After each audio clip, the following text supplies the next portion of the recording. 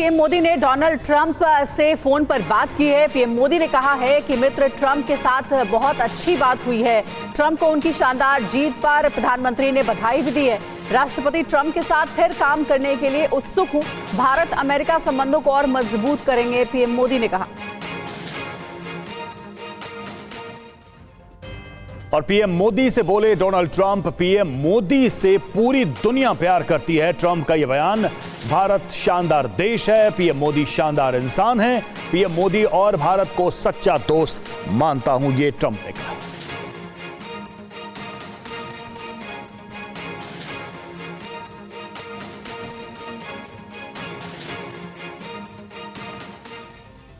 Trump कई बार प्रधानमंत्री मोदी की तारीफ कर चुके हैं कि वो प्रधानमंत्री को बहुत पसंद करते हैं और दोनों अच्छे दोस्त हैं।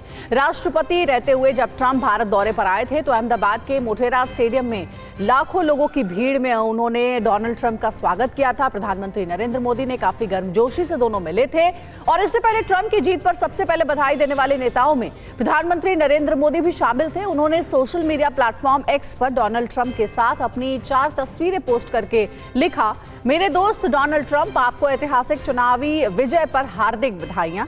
जैसा कि आप अपने पिछले कार्यकाल की सफलताओं को आगे बढ़ा रहे हैं, मैं भारत अमेरिका के बीच व्यापक वैश्विक और रणनीतिक साझेदारी को और मजबूत करने के लिए आपसी सहयोग को नया आयाम देने के लिए उत्सुक हूं। आइए मिलकर अपने लोगों की भलाई के लिए और दुनिया में शांति, स्थिरता और समृद्धि को बढ़ावा देने के लिए काम करें। और ट्रंप कई बार प्रधानमंत्री नरेंद्र मोदी की तारीफ कर चुके हैं कि वो प्रधानमंत्री मोदी को पसंद करते हैं और दोनों अच्छे दोस्त हैं। राष्ट्रपति रहते हुए जब ट्रंप भारत के दौरे पर आए थे तो अहमदाबाद के मोटेरा स्टेडियम में लाखों लोगों के बीच दोनों नेता मिले और दोनों ओर से एक दूसरे की जमकर तारीफ की गई। दोनों ने एक दूसरे को सच्चा दोस्त बताया। दोनों लीडर्स के बीच गजब की केमिस्ट्री भी तब देखने को मिली थी।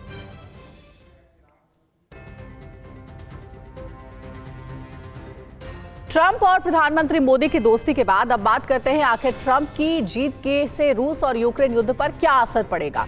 ट्रंप युद्ध खत्म कराने के लिए क्या करेंगे?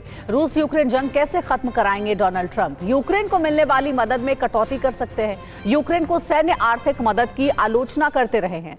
ट्रंप ने जेलेंस्की को एक शानदार सेल्समैन बताया था। क्या हो सकता है ट्रंप का समाधान, ये भी जानिए।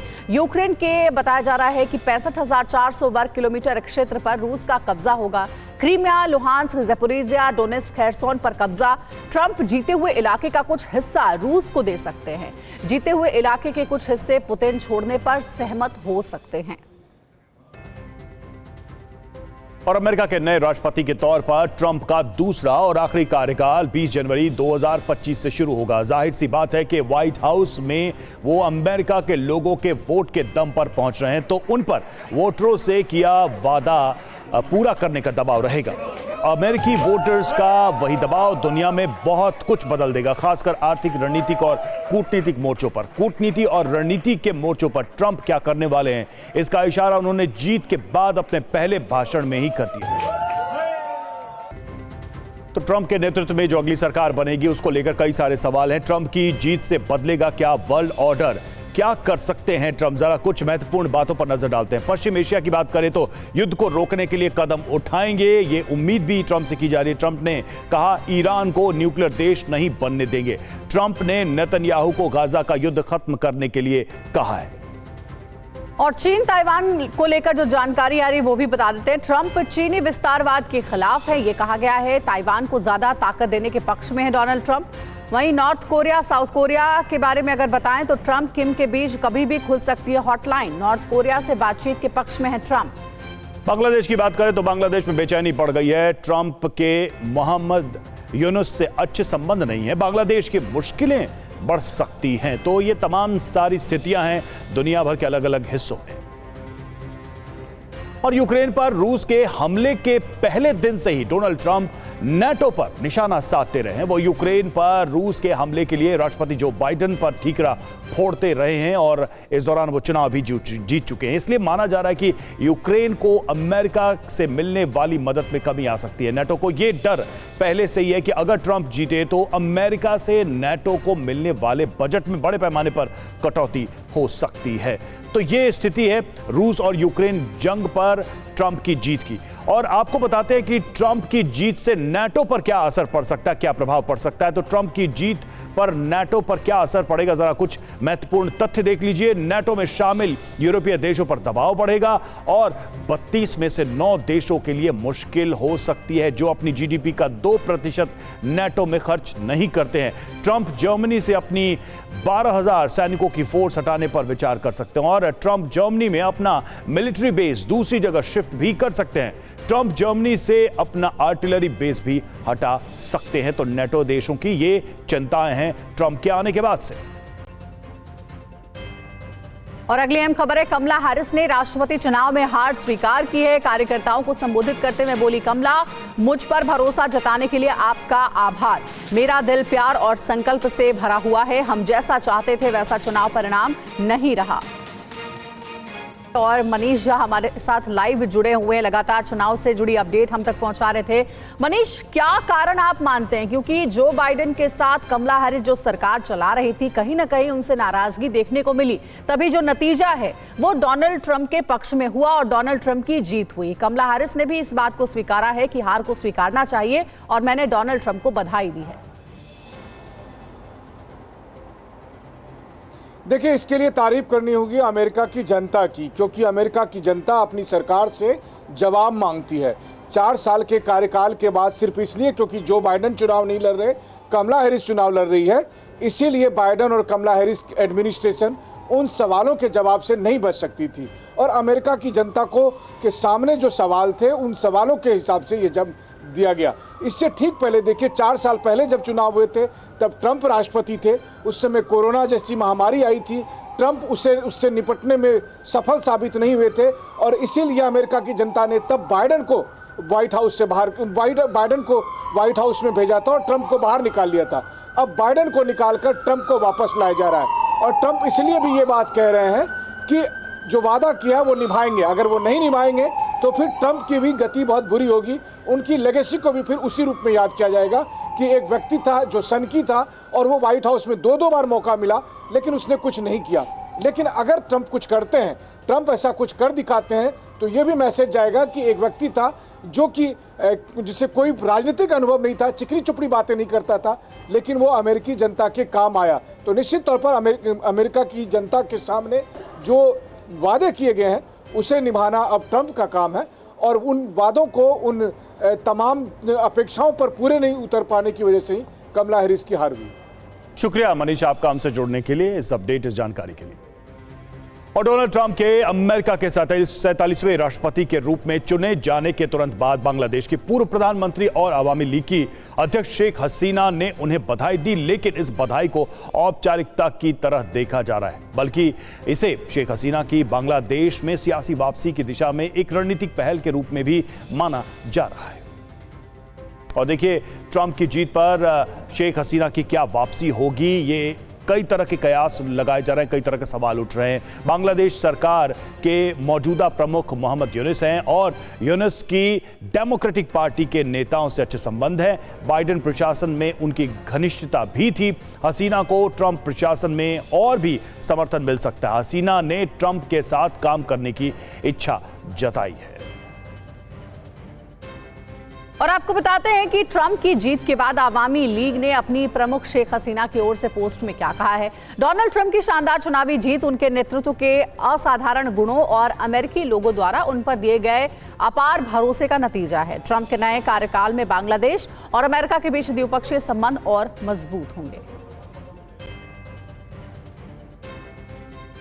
और अब बात करते हैं कि ट्रंप की जीत से कैसे हिजबुल्लाह बौखला गया है। उसने इजराइल के किन किन इलाकों में हमला किया है, जबकि इजराइल ने लेबनान में कहां-कहां बमबारी की है। तो इजरायली सेना का लेबनान पर भीषण हमला हुआ है। बेरूत एयरपोर्ट पर इजरायली एयर स्ट्राइक और इजरायली एयरफोर्स ने ये बमबारी की है। बड़ी जानकारी ये कि बेरूत एयरपोर्ट के पास ये स्ट्राइक की गई है, ये बमबारी की गई है और इजरायली एयरफोर्स ने ये बम बरसाए हैं।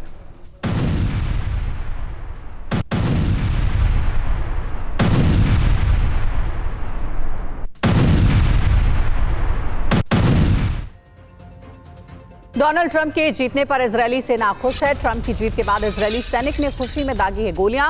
हिजबुल्लाह के ठिकानों पर बरसाई गोलियां।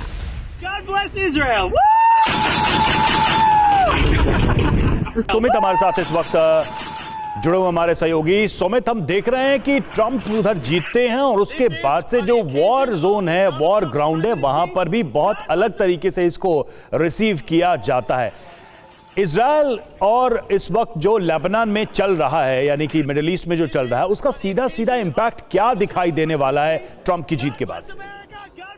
देखिए, बिल्कुल उसका बहुत मेजरली इफेक्ट पड़ेगा, खासतौर पे इन सारी जंगों के ऊपर। अगर आपको याद होगा कि 24 घंटे पहले इजराइल में जो बदलाव हुए, खासतौर पर जो उनके डिफेंस मिनिस्टर को हटाया गया, वो सबसे बड़ा बदलाव था। और कहा यह जा रहा था कि ये इसलिए किया गया कि अगर डोनाल्ड ट्रंप नहीं आते तो उसको लेकर ही प्रिकॉशनरी मेजर्स भी लिए गए थे कि अगर डोनाल्ड ट्रंप नहीं आए, कमला हैरिस आ गई, तो फिर निश्चित तौर पर नेतन्याहू अपनी टीम में बदलाव करना चाहते थे। लेकिन अब नेतन्याहू के लिए एक बड़ा पॉजिटिव पॉइंट माफ कीजिए ये है कि लगातार उनके हाथ में सारी चीजें अमेरिका की तरफ से ना सिर्फ उनको एक बड़ा सपोर्ट लगातार मिल रहा है, बल्कि अब वो सपोर्ट आगे भी उसी तरीके से मिलता रहेगा। और खास बात ये कि डोनाल्ड ट्रंप अपनी बातचीत में या फिर अपने कई मंचों से बात जाहिर कर चुके हैं कि मिडिल ईस्ट में ईरान की, आप कह सकते हैं कि उसके वजूद को लेकर या उसकी लगातार प्रभाव को लेकर वो साफ तौर पर निशाना खड़ा कर चुके हैं। और आपको याद होगा कि डोनाल्ड ट्रंप पर जो अटैक हुए थे उसमें ईरान के कई के लोगों के शामिल होने की इंटेलिजेंस ने जानकारी दी थी। तो निश्चित तौर पर आप मानिएगा कि लगभग आने वाले वक्त में ईरान की मुश्किलें बढ़ेंगी।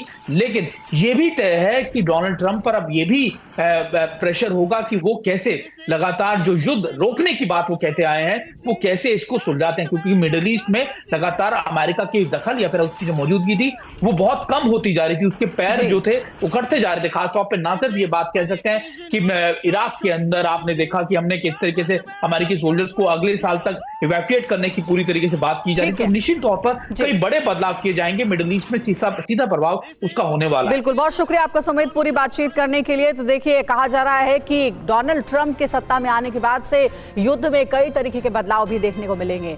पाकिस्तान से अगली खबर है, जहां लाहौर में प्रदूषण से बुरा हाल है। लाहौर में AQI 1900 के पार पहुंच गया है। खराब प्रदूषण से हजारों लोग बीमार पड़ गए। लाहौर में लगाया जा सकता है लॉकडाउन।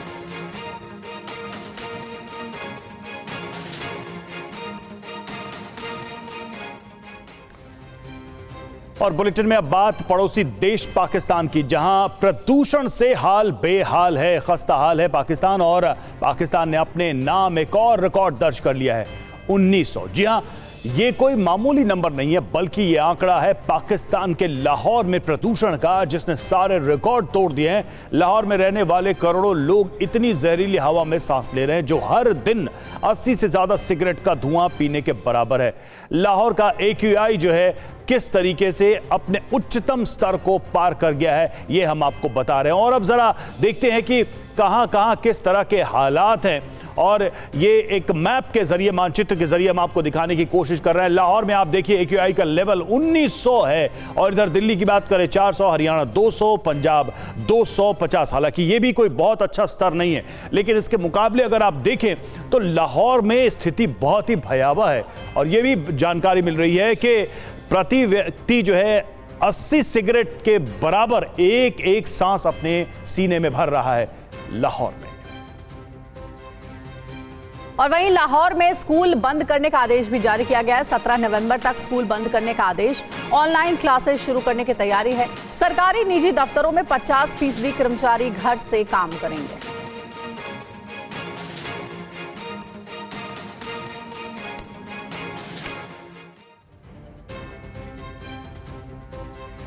और गैस चैम्बर बना लाहौर, प्रदूषण के इसके कारण क्या हैं, जरा कुछ महत्वपूर्ण कारणों पर नजर डालते हैं। वाहनों से यहां पर धुआं जो है उसका हिस्सा करीब 84% है इस प्रदूषण में।